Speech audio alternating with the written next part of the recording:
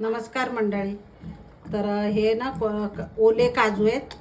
तर म्हणजे सीझनचा पहिला काजू आहे हा. आणि किती मोठे मोठे आहेत बघा, साहेबांच्या मित्रांनी पाठवलेले.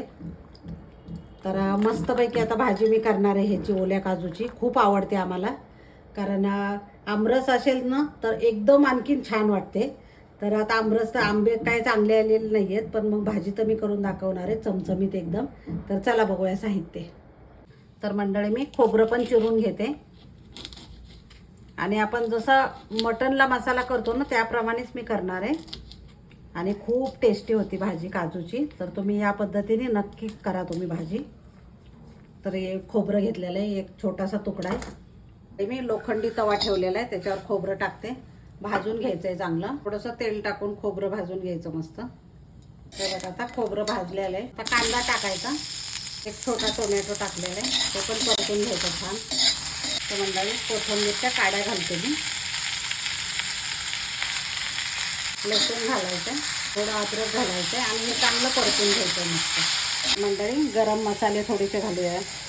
तर धने घालते मी, अगदी हातानेच अर्धा चमचा धने,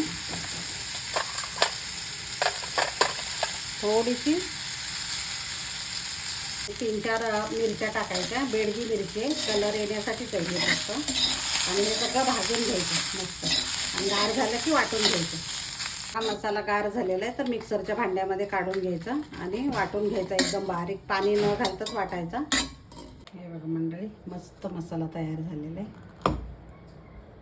मंडळी मी भांडं ठेवलेलं आहे आणि त्याच्यात तेल टाकून घेतलेलं आहे. तेल तुमच्या आवडीप्रमाणे कमी जास्त करू शकता. आता हा मसाला तयार केलेला आहे तो टाकणार आहे मी. आता थोडंसं मिक्सरच्या भांड्यामध्ये पाणी ओतून चांगला परतून घ्यायचा मसाला. आता मिरची पूड टाकायची, जसं तुम्हाला तिखट आवडते त्याप्रमाणे. ते हळद टाकायची. तर मंडळी आता झाकण ठेवून चांगलं मसाला तेल सुटेसपर्यंत परतून घ्यायचा. तर मंडळी मस्त परतून झालेलं आहे. तर काजू टाकून घ्यायचे आणि मिक्स करून घ्यायचं चांगलं. मीठ टाकायचं चवीप्रमाणे.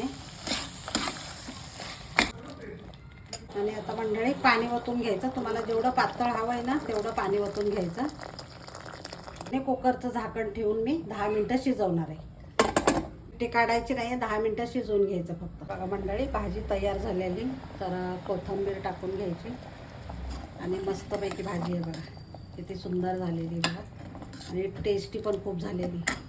बघा मंडळी काजूची भाजी तयार झालेली आणि खूप सुंदर झालेली, छान झालेली, खूप टेस्टी झाली. बोटं चाकत राहिली एवढी छान झालेली मस्त. तर या पद्धतीने नक्की ट्राय करा. आवडलं तर लाईक, शेअर आणि सबस्क्राईब करायला विसरू नका. धन्यवाद.